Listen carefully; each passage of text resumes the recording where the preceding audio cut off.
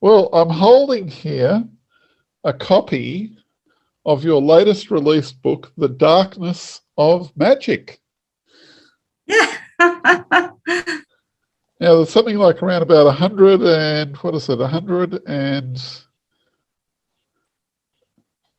yeah, about 134 pages here of material. So that's quite a decent little read there. Yeah, definitely. Yeah. So did you sweat drops of blood writing it?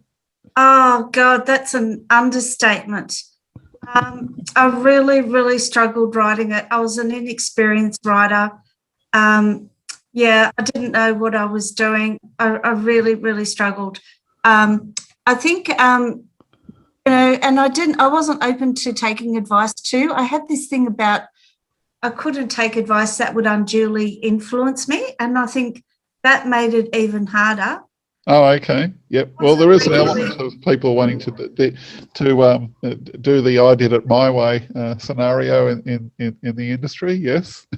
Yeah. Well, I think there's a lot of advice out there, but don't take it. Don't take it all seriously. Just pick and choose what you want to agree with and what you want to disagree. But there's a plethora of help out there, so really take advantage of it.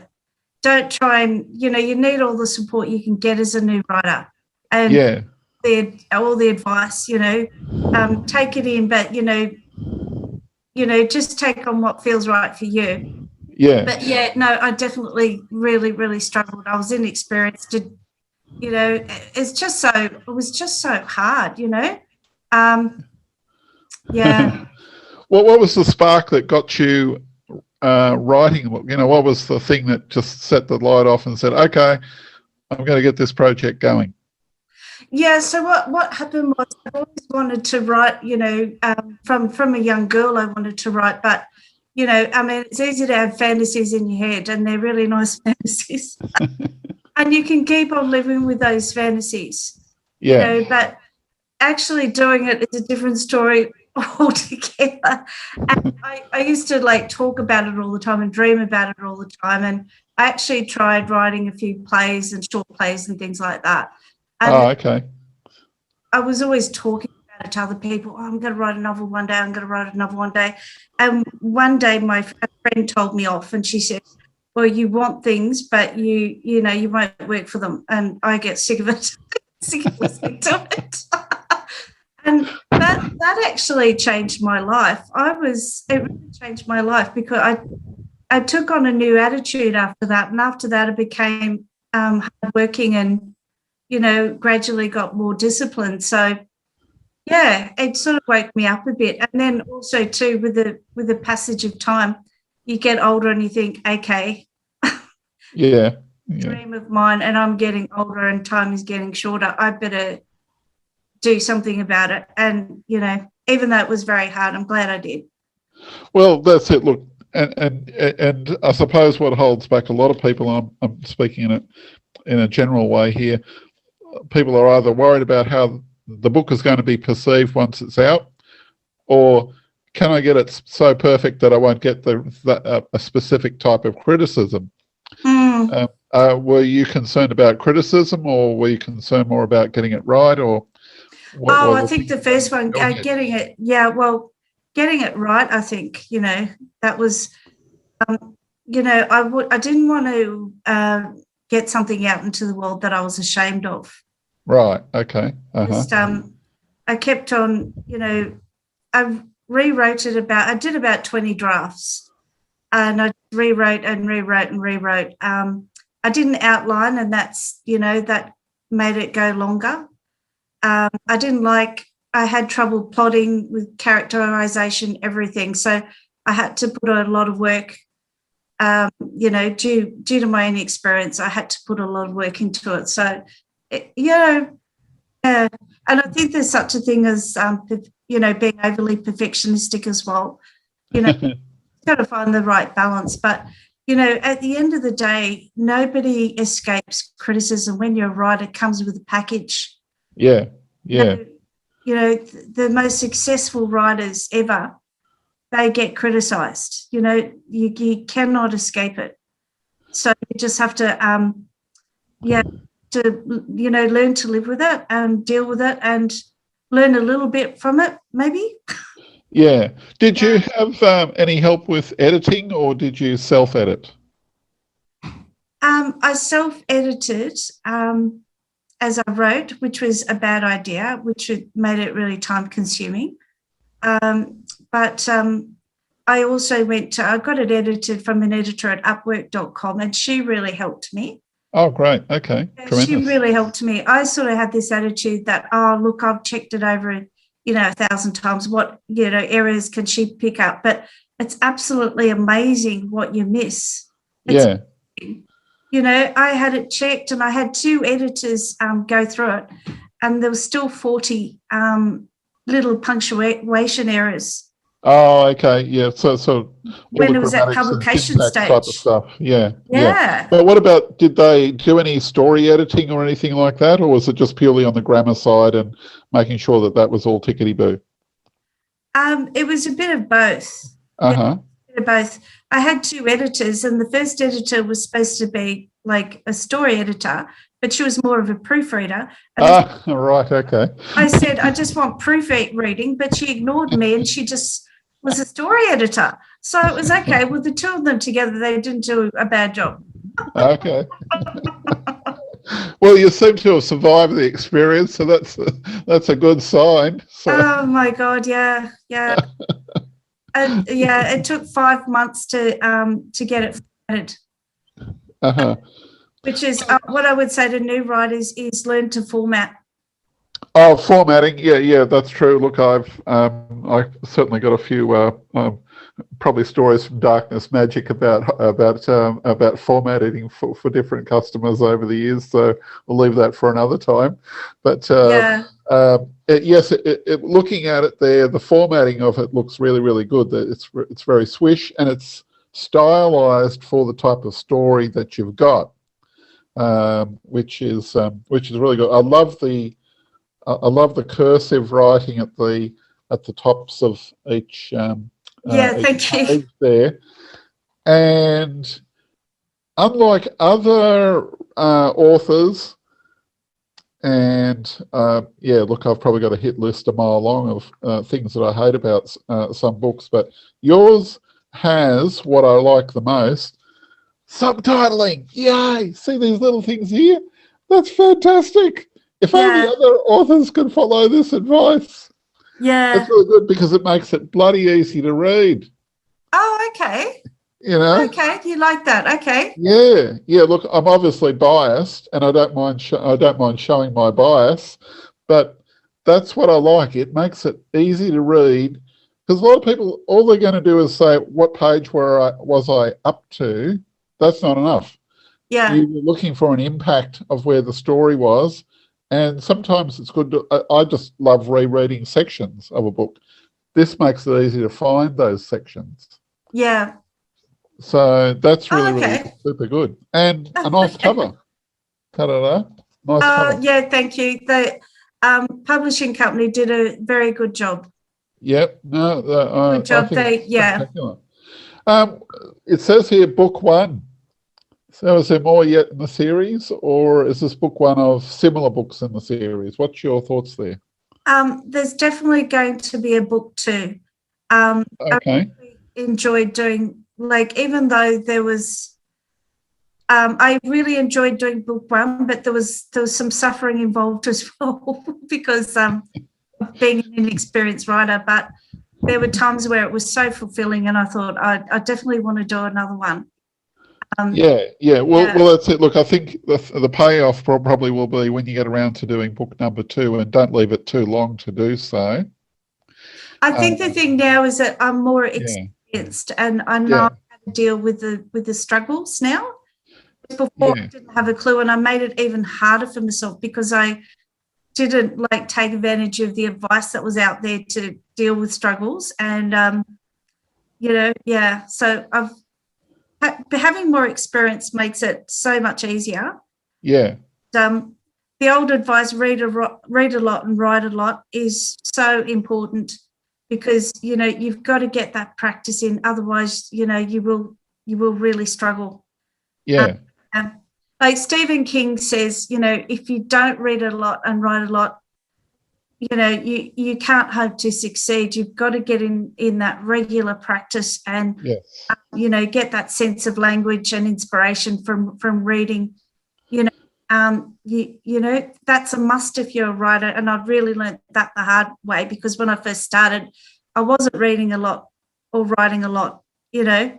Yeah, because you've got to have something going through your system, so to speak. That's what, when I used to be writing magazine articles, I found that because I was reading newspaper articles and keeping up to date with what was going on, I could comment on the issues quickly because I had a lot of material to quote on, and that was going through my head all the time. So when I came up to deadline time, usually, I always had something. I've got to churn it out for X number of date on the date there.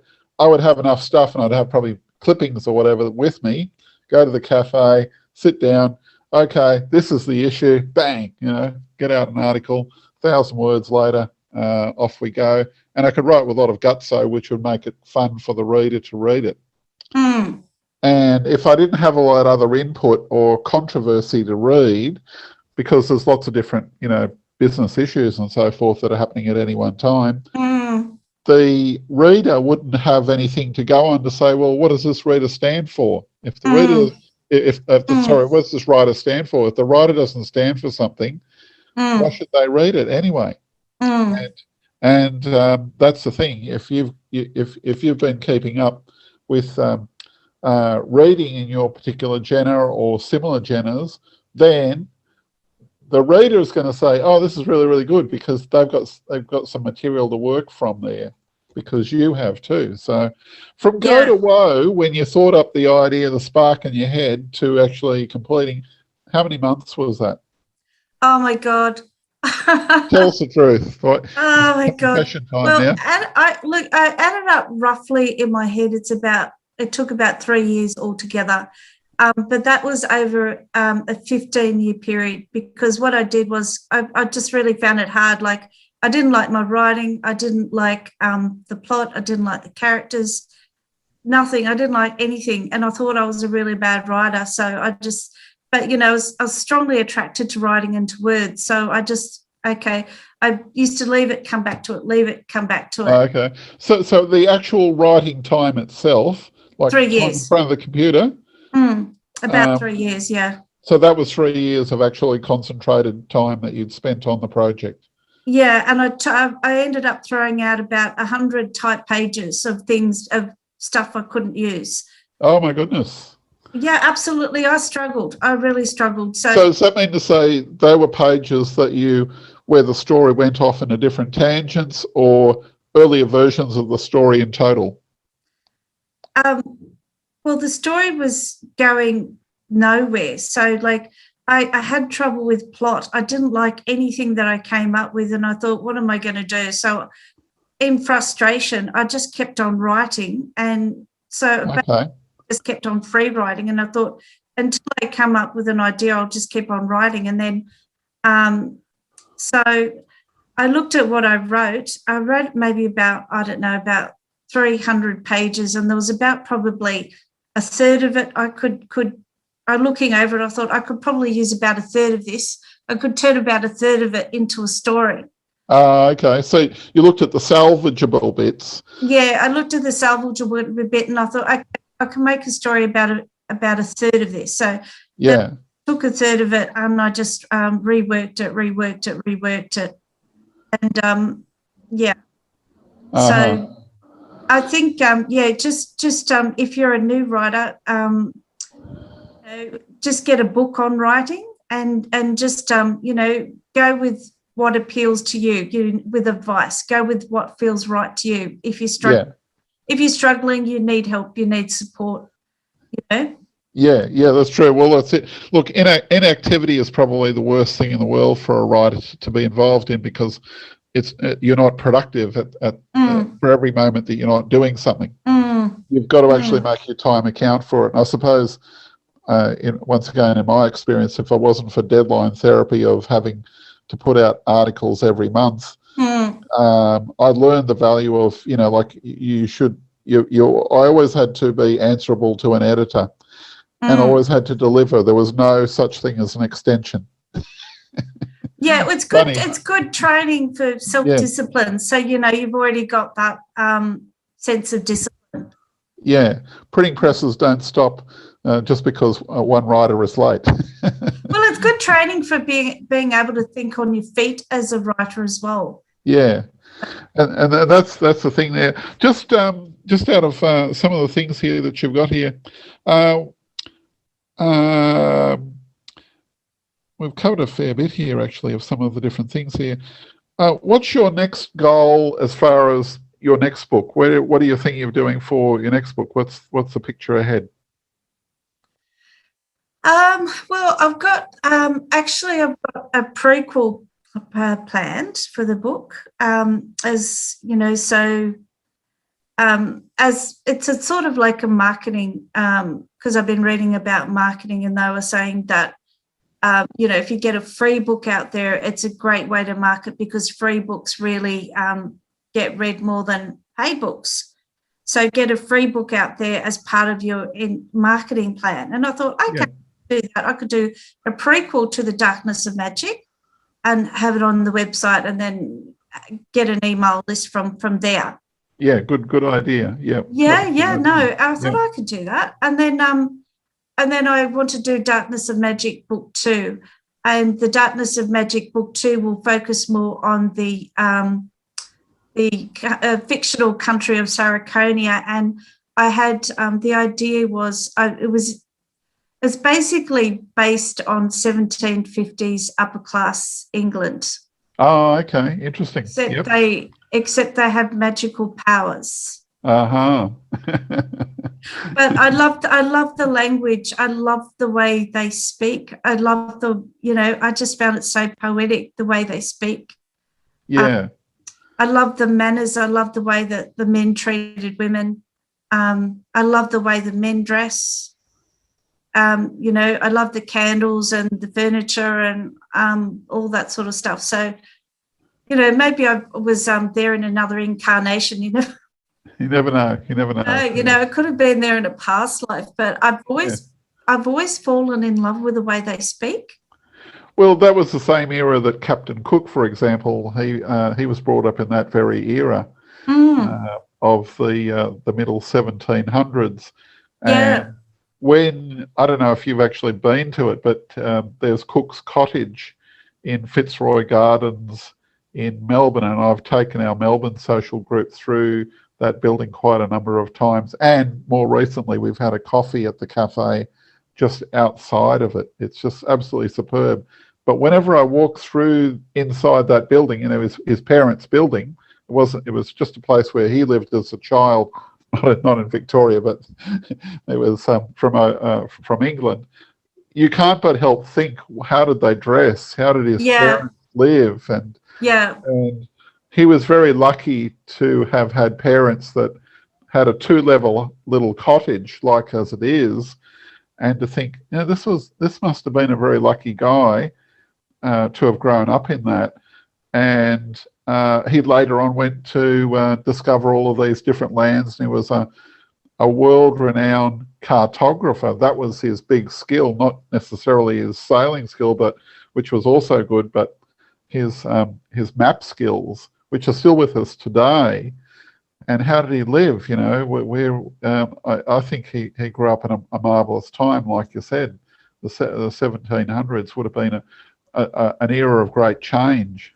Yeah, fascinating time in history. Yeah. Fascinating. And Captain Cook led an amazingly adventurous life. Oh, yes. It was an amazing adventure, so didn't end that well for him, but...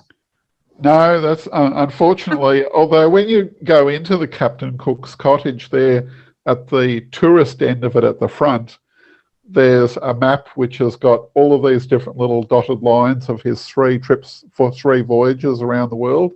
And I've joked saying, imagine the flyer points he would have accumulated in his lifetime doing all of that.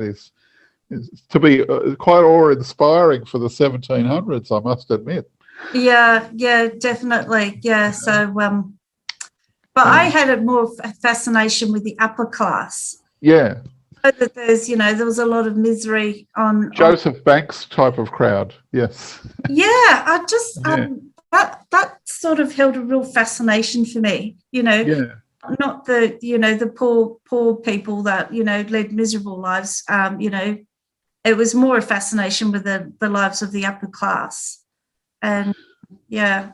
And how they dressed back then, and I loved the way they dressed. Just loved Yeah. everything about it. Yeah. So yeah.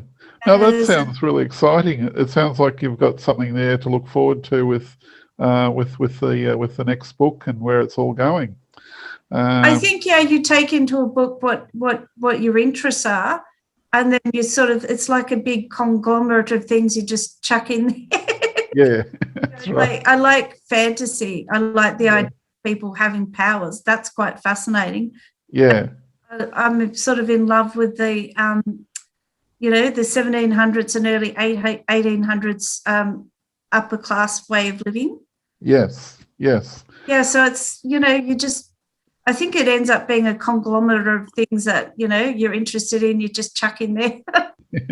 Well, in a way, it's kind of like, as writers, we can create our own ideal world. Yeah.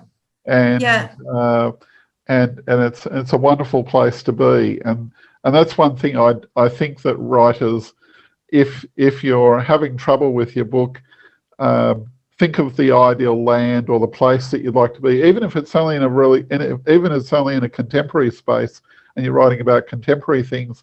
Think of what would be the ideal work environment and write a story around that, because you can put all the different players and pieces in the picture that you want your way, not anybody else's way. And exactly. Exactly. Yeah. Some of the worlds that authors have created have been a bit weird, but it's been their mind, I suppose. Well, that's it. Look, we have the ultimate say in being able to put these thoughts into other people's heads. Writing a good book. I think I read Stephen's. I went from being process of writing and going from inexperienced to experienced writing. During that journey, I learnt to take I learnt to be more open about advice. And the big advice that you hear again and again and again is read a lot and write a lot. And yes. You learn that it's absolutely essential. You have to read a lot. So I was a big reader of nonfiction. And then I thought, okay, well, look, I'll start reading fiction, fantasy fiction. And then honestly, once I started reading fantasy fiction, it's like, what am I missing out on? Incredible stuff, some amazing stuff. And you just sort of think it's so much, some of the imaginations out there are just, it's amazing. Well, yeah, because you're taking it to a completely different world. Yeah. And this is why I look at, say, the New Zealand pop singer Lorde. She has an amazing vision that comes out in her songs, for example, a kind of a fantasy fiction, but she also does it well with her voice, for example. They're the sorts of things which I find very inspirational. Yeah, as just one example, Yeah. Oh, yeah, absolutely. And so I think to read a lot of different authors as well is good for a writer, not just sticking. I mean, it's so easy. If I wasn't a writer, I'd just stick to an author and I just read their books all the time. But as a writer, it's a good thing to stretch yourself and read lots of different types of authors and expose yourself to lots of different styles. Yes. Because, reading does a lot of things for you as a writer. You get better with language, you get inspiration and ideas.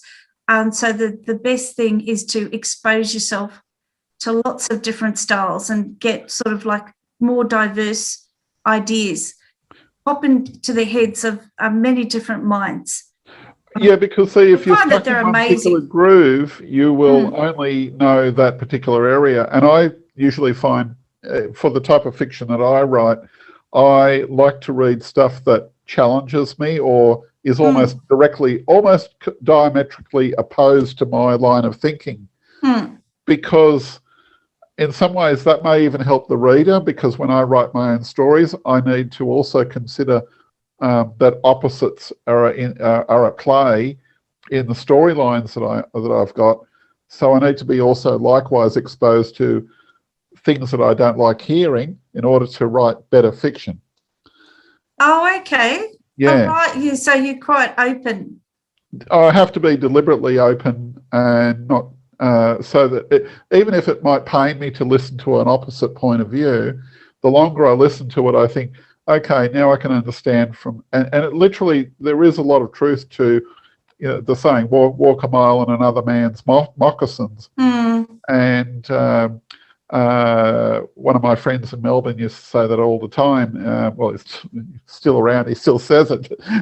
But as a writer, I can sort of see where the purpose of it lies, is that by looking at these differing points of view, I can say, okay, I can construct a story particularly where it's interesting for the reader, where there's a lot of conflict.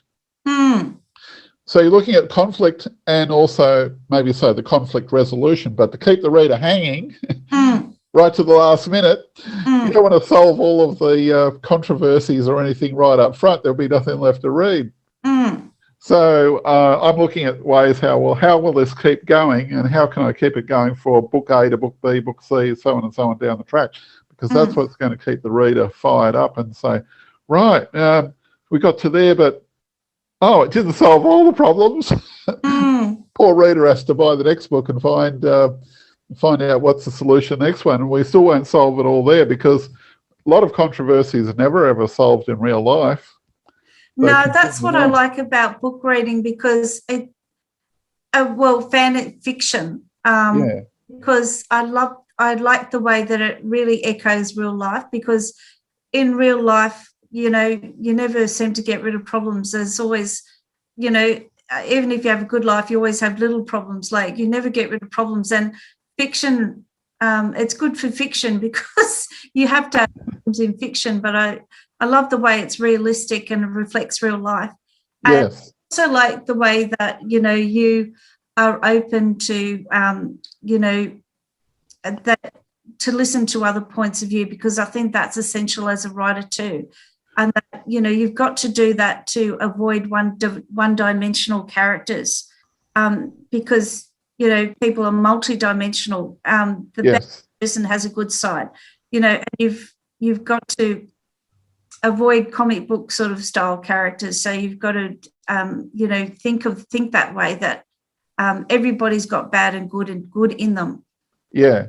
So, yeah. That's right. Even your most enshrined character will still have a possible dark side. Yeah, absolutely. And that may show up in the family life of that character, or how they treat a particular person, and then all of a sudden you see a different side to that person, which is literally how things are in real life. We're not all angels, and we're not all devils either. So we have different ways how we respond to different people. Spite of and that can be an adaptation to the world around us. Do you use much in the way of story twists or an unexpected ending? What are your thoughts on those things? Well, in plot construction, I sort of have. I'm still a relatively inexperienced writer. So I like the idea of pantsing. I like. I've been reading the advice of Stephen King. Okay. And I like his sort of take on stories. He believes that the stories are already there. They exist, and what we've got to do is dig them out of the ground and just dust off the dirt, because they already exist, and all you have to do is excavate it. I like that idea. I don't like to contrive too much.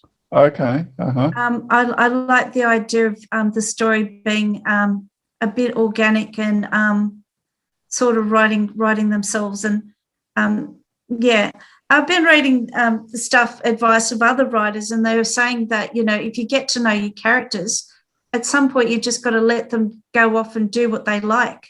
Yes, that's true. Yes. Instead of telling them what to do, just let them do their own thing, and then just see where the story evolves. Yes. Stephen King does that, and he has enormous fun with it because he doesn't know quite where it's going to end up. He takes a situation and then he goes, okay, how are they going to get out of it? And I'll be interested to see how they get out of it myself. Yes. I'm a mixture. I think I'm a mixture of pantser and plotter. Well, and in some ways that is a good way, because you've got you're letting the characters go free form to be who they are. Once you've identified who those characters actually are in your mind and what their capabilities are, if you throw them into a different situation, how they're going to respond to it, or are they going to sink or swim, or how they're going to react to a different set of group circumstances and so forth like that. And the reader can have a lot of fun reading that, because they'll be in the background saying, going for the underdog, saying, I want this character to succeed. They're looking for a result that's favourable, and to keep them reading all the way through the book, so that they're campaigning for that character to succeed. Yeah. I think what you got to, I think what one must remember is the story comes first. So, even though it's really funny, because once you start writing, you probably relate to this. Once you start writing, your story for a while, the characters start to feel real. Yes, yeah. It does feel like you're in some sort of alternate universe where they actually come to life and they actually feel real. Yes. And so, and then sometimes you feel bad when bad things happen to them, but then I think as a writer you've got to be ruthless and think, well, that's really bad, but I mean, I'm sorry that they're suffering, but the story comes first. Exactly. Yeah. And after all, at the end of the day, it still is only fiction. Yeah. Although, J.K. Rowling with Harry Potter, that readers get so enmeshed in it that it does feel real. Yes. So people can get so, with the really big writers, they're fiction characters, it can start, because J.K. Rowling had such an incredible imagination. She had that ability to make magic, feel real. Yeah. And then you have reactions to that, because Harry Potter actually seems like a real person. Yeah. And that's right. And she constructed the character so well and knows all the different points there of this three-dimensional character. And we're lucky enough for that imagination to be so powerful that it was created into a film series. Yeah. The ultimate reward of taking the story off the pages into the film world. Yeah, and actually just before she was famous, she was a failure. I think she was divorced at the time. She was unemployed with a single child, and she seriously considered killing herself. Yeah.